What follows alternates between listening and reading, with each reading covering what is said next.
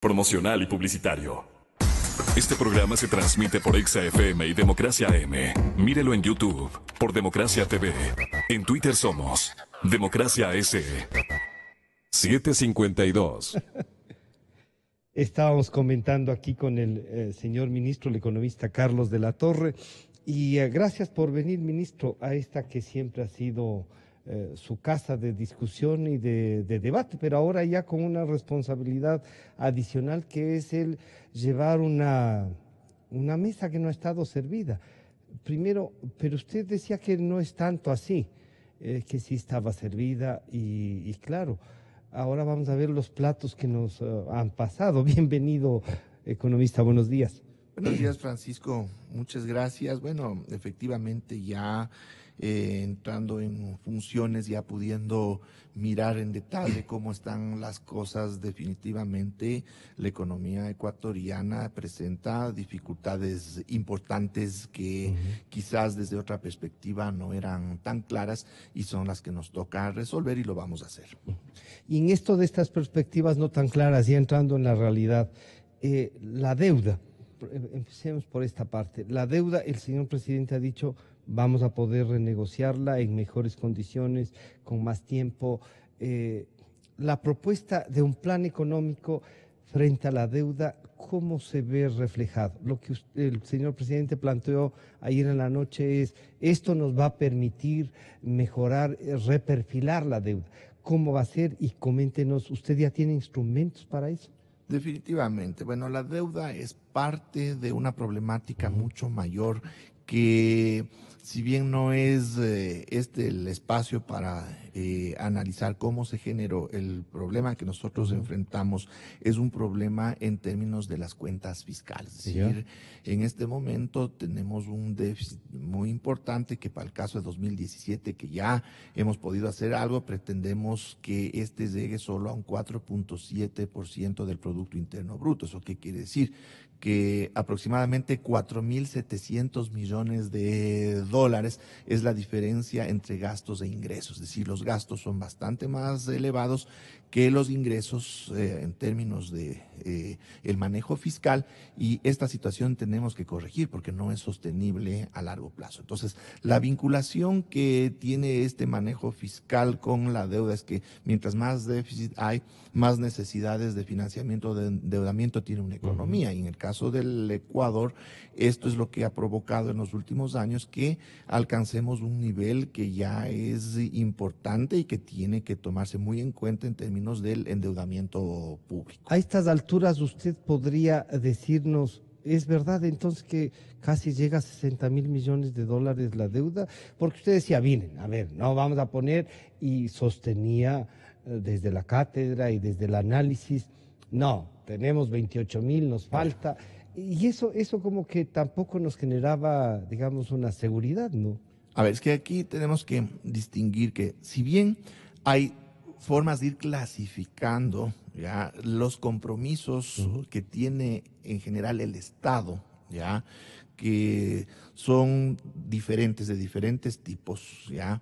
Una parte de esos compromisos tiene una denominación que se llama deuda pública y tiene un determinado valor, pero existen también otros tramos que son también obligaciones que tienen que pagarse. Entonces, todo es, o sea, del análisis se puede concentrar en la sumatoria total. Exactamente, son obligaciones, pero cada una de las partes tiene su propia dinámica y su propia naturaleza. Pero en definitiva, las obligaciones efectivamente superan los 50.000 millones de dólares. Inclusive nosotros en nuestro esfuerzo de ser totalmente transparentes, también hemos incorporado valores que no son efectivamente una obligación en este momento, son los contingentes, pero hemos creído que es importante conocer aquellos valores que pueden convertirse en un pasivo, que pueden convertirse en una deuda en los próximos meses y años, para que nosotros podamos tener una imagen completa de hasta dónde pueden llegar esas obligaciones totales del Estado. También nos han dicho que estas obligaciones suman este año más de 10.000 millones de dólares y que vamos a necesitar, por lo tanto, mayor endeudamiento también. Y esos 10.000 millones de dólares el próximo año más o menos se reflejarán, y a eso sí le suma el déficit fiscal entonces, ¿cuánto nos queda? A ver, vamos entendiendo esto con mayor precisión. A ver, por una parte, las obligaciones del Estado y lo que corresponde a la caja fiscal, que es la deuda pública, es decir, lo que tiene que pagarse desde las arcas fiscales, porque otras obligaciones se pagan desde la operación de las empresas públicas, ¿ya? Y a través de otros mecanismos. En el caso de las obligaciones desde la caja fiscal, han significado durante 2017 que tengamos que pagar como amortización e intereses de esa deuda cerca de 10.000 millones de dólares, ¿ya? Y por otra parte tenemos ese déficit que habíamos comentado de 4.7 del PIB. Entonces, ¿qué significa esto? Que mientras tengamos déficit, para cubrir ese déficit, vamos a tener que cubrirlo con financiamiento, es decir, vamos a tener que seguir endeudándonos. ¿Ya? Esto no se puede parar de la noche a la mañana. ¿Ya? Se podría hacerlo, pero con unas medidas ya draconianas que simplemente lo que harían es paralizar la dinámica de toda la economía ecuatoriana por corregir un problema fiscal. Esto tiene que hacerse de forma gradual en el tiempo y eso es lo que estamos ahora haciendo. Es decir, en este año 2017, ese déficit que superaba el 5%, ahora lo hemos bajado al 4.7. Para el 2018 esperamos bajarle a un 2.7, es decir, un esfuerzo muy importante y de a poco durante los siguientes 4 años llevar casi al equilibrio, buscando que esta reducción de esta situación, que significa también una reducción del gasto público y por otro lado un incremento de los ingresos, no signifique que esa participación que deja de tener el sector público en la economía pueda generar una paralización del resto de la economía. Entonces esto tiene que manejarse de forma gradual y por tanto vamos a tener que requerir nuevo financiamiento a futuro, pero si es que todo funciona bien, ese financiamiento va a ser cada vez menor y de a poco iremos resolviendo el problema de la deuda, ya que ésta irá reduciéndose en el tiempo. Este reperfilar de la deuda para luego ir a los otros temas, ¿significa la renegociación de la que tenemos ahora para bajar la tasa de interés, ampliar los plazos? ¿No es el momento de, por ejemplo, hacer una evaluación general de los créditos, sobre todo con el gobierno chino? Lo que nosotros estamos haciendo, ya hemos avanzado con los primeros pasos que tienen que darse necesariamente, que operan en el sentido de mejorar la imagen internacional del país para que el riesgo país vaya reduciéndose, están dentro de una gestión, ¿ya?, de los pasivos del Estado, que tiene que ser una gestión inteligente y basada en instrumentos de mercado. El término renegociación no es el más adecuado porque renegociación implica que es un proceso al que se llega luego de suspender pagos de deuda, es decir, un default que obliga a los acreedores a sentarse en la mesa con el deudor y establecer nuevas condiciones. Pero ¿no es el momento de sentarnos a la mesa en virtud de lo que nos pasa con la economía? Eso no, porque tendríamos que dejar de pagar la deuda y es un compromiso formal del gobierno de que nosotros vamos a cumplir estrictamente todos nuestros compromisos Esa ya es una señal grande. Exactamente. Pero, y la realidad es que algo hay que hacer con esa deuda. Sí, pero normalmente los acreedores no van a sentarse en una mesa a menos de que se llegue a una situación crítica, y una situación de no pago es cuando realmente el país ya no tiene posibilidades, y no es ese tampoco el caso. Es decir, dificultades económicas muy importantes las tenemos, pero tenemos también las herramientas y los mecanismos para salir adelante. Entonces, ¿cómo se maneja el tema de la deuda? Es decir,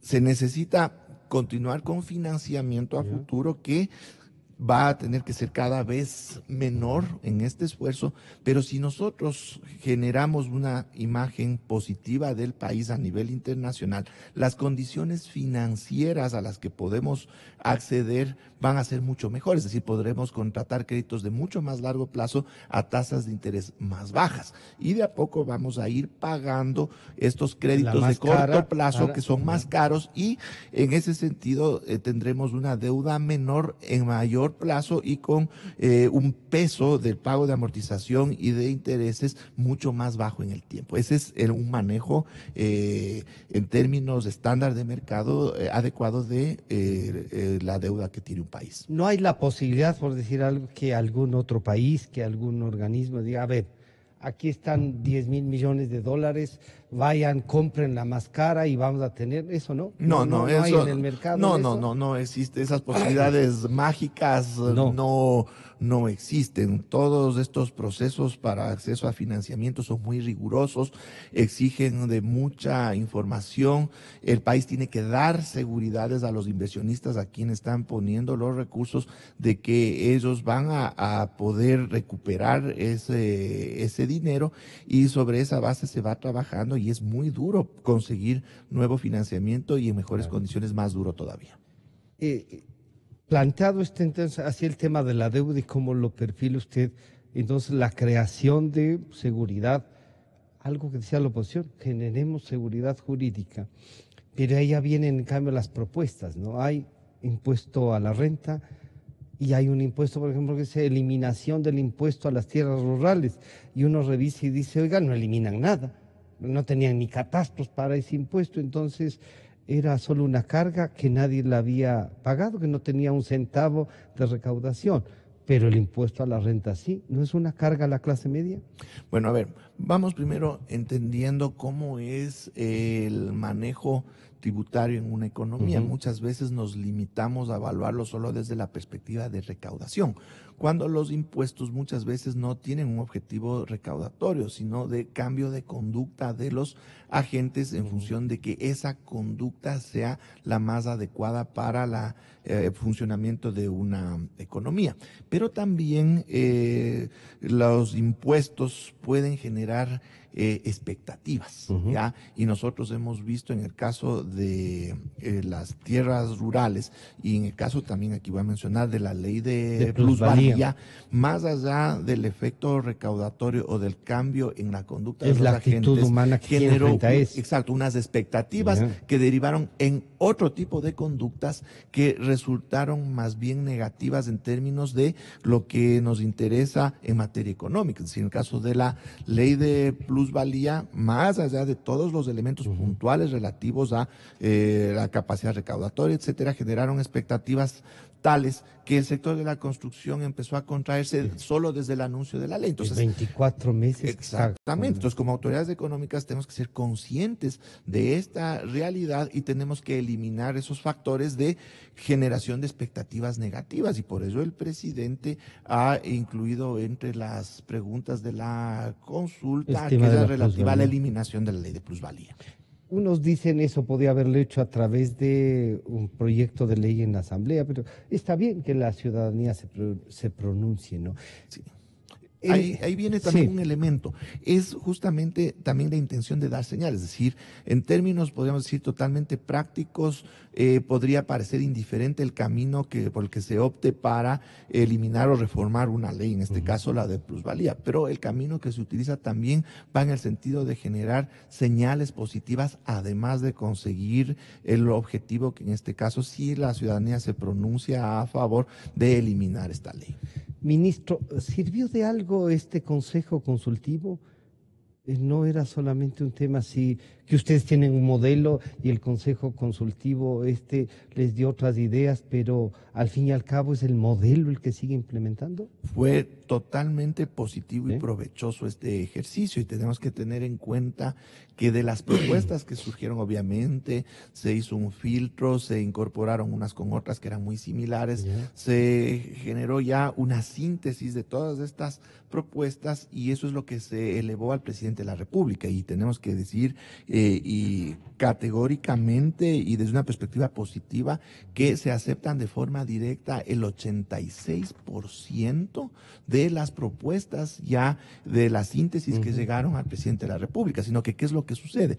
La mayoría de las propuestas no topan aspectos en materia fiscal, ¿ya? Entonces son las que inclusive desde la Se perspectiva pueden de los... resolver en cada ministerio. Exactamente, ¿Ya? y desde una perspectiva general parecería que son las menos importantes, pero no es No así, es. son tremendamente importantes, pero no están topando temas impositivos, que es Claro. quizás lo que preocupa a algunos sectores. Ajá. Y de aquellas que topan aspectos impositivos, se han aceptado propuestas que están dirigidas a impulsar producción y generación de divisas. Por ejemplo, todos estos beneficios que se da a las micro y pequeñas empresas, que es un sacrificio fiscal que va en el orden de los $200 millones. Este esfuerzo que se va a Pero hacer pasa por los 300 que van a recaudar por el impuesto a la tiene que renta. compensarse de alguna manera, porque son recursos que va a dejar de recibir el Estado en una situación económica bastante compleja. Es decir, aquí no se puede regalar dinero público. No se topa el impuesto a la salida de capitales. No. No se topa digamos, el adelanto del impuesto a la renta. Bueno, o el para cobro las anticipado. micro y pequeñas sí, porque se está ampliando la base del beneficio. Es decir, ahora se van a considerar muchas más empresas que van a ser beneficiarias de la no aplicación del anticipo, que serán las empresas que tengan ventas hasta de $300,000 al año. Eso implica un beneficio para el 82% de las empresas registradas formalmente en el Ecuador. Pero claro, ahí uno dice, alguien reflexionaba y decía, de toda la vaca, la carne no se topa y el hueso a repartir. Bueno, ¿y cuál es la carne? Porque también tenemos que ver que todo depende desde diversas perspectivas. Desde la perspectiva macroeconómica de país, los beneficios son tremendamente importantes porque alcanzan a muchísimos actores. Ya. ¿Usted diría entonces ahí que este sí es un programa económico o son unas medidas que ayudan a terminar el año y a no perder popularidad del presidente Moreno? No para nada, sino que yo percibo que en nuestra sociedad se ha llegado a establecer como sinónimo de medidas o de acciones económicas a paquetazo. Es decir, si no hay el paquetazo, significa que no hay acciones económicas. Eso no es cierto, ¿ya? Más bien estamos ahora planteando alternativas mucho más técnicas, mucho más sólidas, que no están basadas en una receta tradicional que aquí se aplicó por 3 décadas y no nos ayudó, no dio ningún resultado. Pero tampoco estos últimos 10 años, con el modelo que nos plantearon y del que uno diría usted, trabajo tampoco nos ha dado resultados, nos tiene en esta situación y en los momentos en los que mayor ingresos de recursos ha tenido el Ecuador.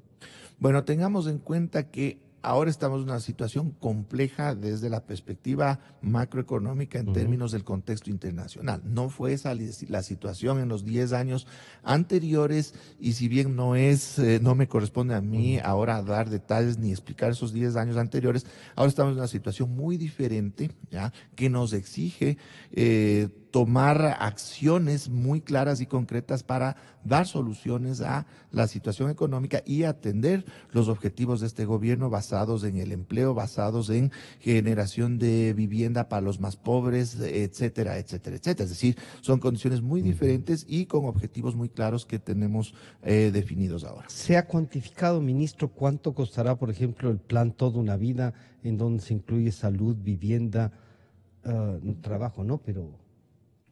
Claro que sí. En el caso donde tenemos cifras con bastante precisión dentro del plan Toda una Vida, donde entra el programa Casa para Todos solo. Casa para Todos, estamos hablando de que durante los 4 años necesitaremos recursos que corresponden alrededor de $5,000 millones de dólares. Y se necesita también de fuentes que nos permitan el financiamiento de todos estos programas, y es ahí que hemos establecido los mecanismos para la generación de ingresos permanentes adicionales en las acciones económicas que el presidente ha anunciado el día de ayer, que no se limitan a los 3 puntos del impuesto a la renta a las sociedades. Hay un capítulo muy importante de acciones que van dirigidas a los dos enemigos del empleo y la producción en nuestra economía, que son el contrabando y la evasión tributaria.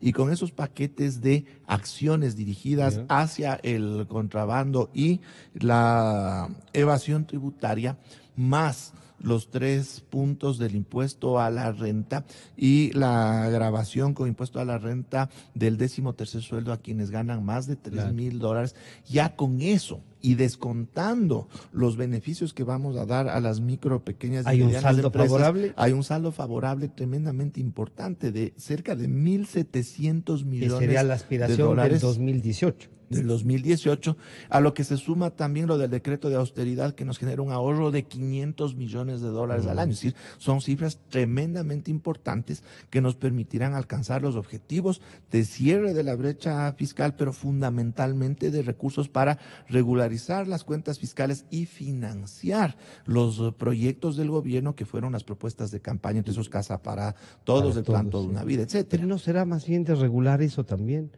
De llegar a los más pobres y no de generar una idea de que vamos a seguir como que tuviésemos plata. Bueno, esa es la idea, de llegar a los más pobres. Son acciones que, si bien generan ingresos adicionales, en el fondo están orientadas dentro de lo que toda sociedad justa busca, que es una mejor redistribución de ingresos. Es decir, el plan Toda una Vida y el programa Casa para Todos están orientados a mejorar notablemente las condiciones de vida de los más pobres de nuestra economía. ¿Cuándo cree que podremos tener, por ejemplo, una primera vista de lo que será el Casa para Todos?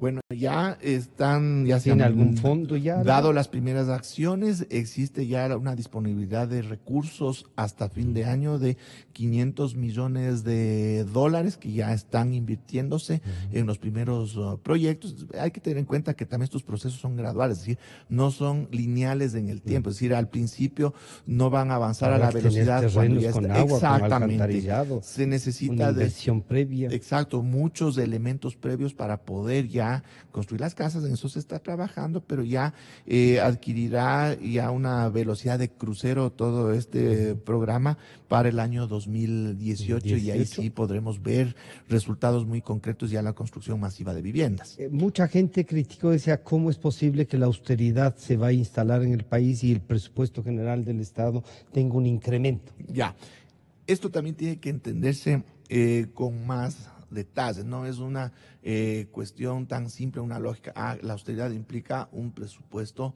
menor.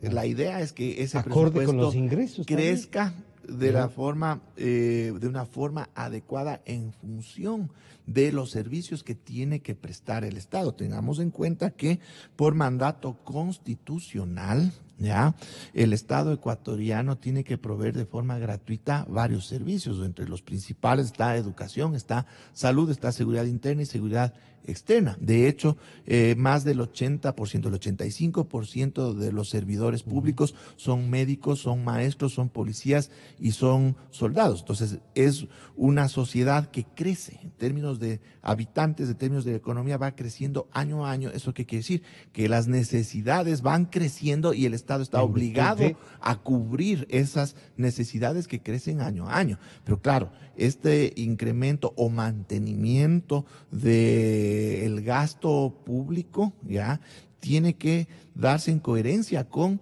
este incremento en las prestaciones que tiene que dar el Estado. Es decir, una reducción notable de la participación del Estado del gasto significaría que el Estado tendría que dejar de prestar estos servicios o los prestaría con una calidad muy mala. Entonces hay que entender que se tiene que balancear estos elementos. Digamos, de 7.800, que era el presupuesto general del Estado, pongámosle 8.000, ahora hemos pasado solamente en gastos de sueldos y salarios a más de 9.000 millones de dólares. Ya, bueno, el nivel del presupuesto del 2017 está en alrededor de 36.000 millones de dólares. Y de esos 36.000 millones, algo más de 9.000 millones son los sueldos y salarios de los servidores públicos. Ya, pero como indicaba, el 85% de esos servidores públicos. Sí, usted ya tiene que es el 85%. Sí, en términos de públicos. Sí. Exactamente, es un número que nosotros manejamos y lo tenemos muy claro. Es decir, solo el 15% son los servidores públicos que están en los diversos ministerios, secretarías nacionales, etcétera. El 85% son aquellos de los servicios que obligatoriamente tiene que prestar el Estado a la sociedad. Exactamente. Sí. Ahora, hay dos temas de los que no se ha hablado y que van a ser importantes, que es la deuda que tienen con el Banco Central y la utilización de recursos que son de todos los ecuatorianos, como todo en general, pero ahí está esa utilización. Hay una posibilidad de hacer un plan de pagos, hay una posibilidad de que vuelvan a usar más recursos de esos. A ver, aquí también hay que hacer ciertas presiones porque se generan ciertos mitos o ciertas ideas que no corresponden al verdadero manejo, en este caso, de estas operaciones. El Banco Central de Ecuador es un banco, ya. Claro, con sus características particulares, pero es un banco, es decir, un banco que opera de forma eficiente y su rol en la economía ecuatoriana dolarizada, que ya no es el de emitir moneda, es el de recircular liquidez, porque de otra manera, si fuera una alcancía o una bóveda donde solo se almacenan los recursos, sería el manejo más ineficiente de los recursos de un país que atentaría precisamente en contra del desarrollo del país. Pero si son muy dispensiosos también atentan. Es que no es así, es como un banco, ¿qué es lo que hace? Recibe depósitos por un lado y los principales depósitos son del propio sector público.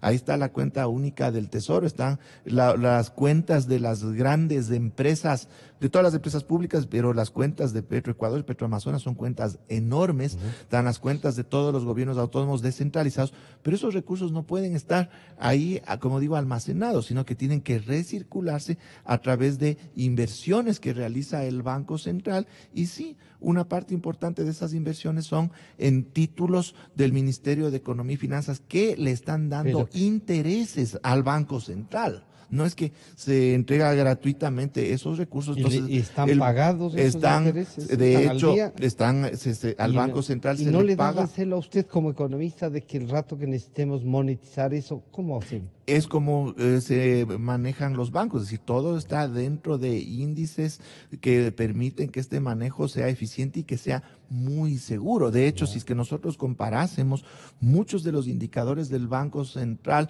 con respecto de bancos comerciales privados, el Banco Central incluso presentaría mayores niveles de seguridad en el manejo de los recursos, como le toca, evidentemente. Entonces, no tenemos que preocuparnos o generar alarmas frente a una situación que no existe, entendiendo que detrás hay un manejo serio, responsable y eficiente en términos de los intereses nacionales. Pero es que ahí viene la pregunta, ministro, y uno dice, ¿cómo creemos en esto? Si los 10 años nos han traído preocupación y llegamos a esto, claro, la oportunidad de un nuevo gobierno es denos el espacio también. Pero de ahí viene la otra pregunta que le decía, la seguridad social. ¿Cómo la van a enfrentar? El señor presidente del Seguro Social ha dicho, tenemos tanto de ingresos y tanto de egresos, aquí hay superávit.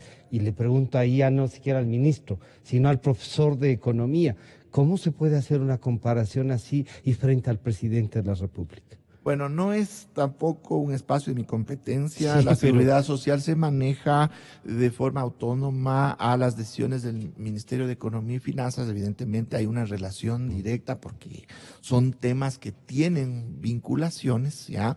Más allá del detalle de las declaraciones del máximo personero del IES, hay una situación que tiene que entenderse en general respecto de los sistemas de seguridad social o los sistemas de fondos de pensiones en general, que hay lo que se denomina el déficit o superávit actuarial, es decir, es en términos de largo plazo. De la perspectiva, claro. Es decir, en términos de un horizonte de muchos años, porque son sistemas que funcionan a lo largo del tiempo y desde la perspectiva individual de los actores. Pero que hay que irla cuidando desde ahora. Exactamente. Entonces, ahí se puede definir si es que a futuro va a tener o no va a tener los recursos para el pago de jubilaciones, principalmente de los aportantes.